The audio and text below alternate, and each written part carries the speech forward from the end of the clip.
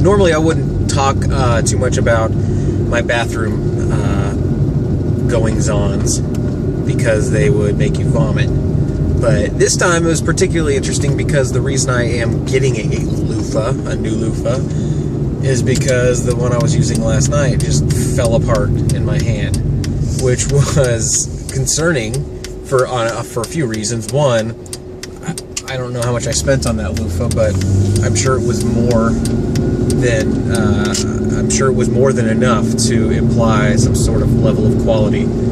But also, it made me wonder, well, maybe the quality was great, but I was just using it incorrectly. I was using it wrong. Maybe I was scrubbing too hard. And I'm not going to apologize for good hygiene. So screw you, loofah companies. Maybe the loofah company just wanted you to buy more loofahs, so they intentionally make them very bad. It's sort of the Apple model, right, where they build in inherent obsolescence so that you'll just buy more and more and more. Or I'm just an amazing badass in the shower. Like I can destroy shower cleaning equipment, like just with my mind. Although why would I want to do that? Because now I have to go buy a new loofah. If I could destroy shower equipment with my mind, I would choose not to do that. I would rather have the item than be able to have the bragging rights and be able to show a dead loofah and say, look what I did, you know? Not to mention, no one's going to believe me that it happened with my mind. I could just hold up this shattered, deteriorated loofah and be like, I broke this with my mind. People will be like, no, you didn't. And I'm like, well, yeah, I did.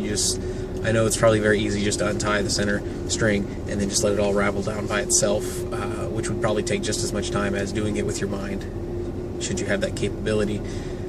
But I didn't do it I went ahead and did it with my mind, and they'd say, I don't believe that, do something else with your mind. And I'd say, well, actually my mind powers are very specific, and I can only unravel center strings on loofahs. And they would say, that's kind of a terrible idea. And I would say, you're right, it is a terrible, terrible superpower. I wish I would not have mentioned it to you.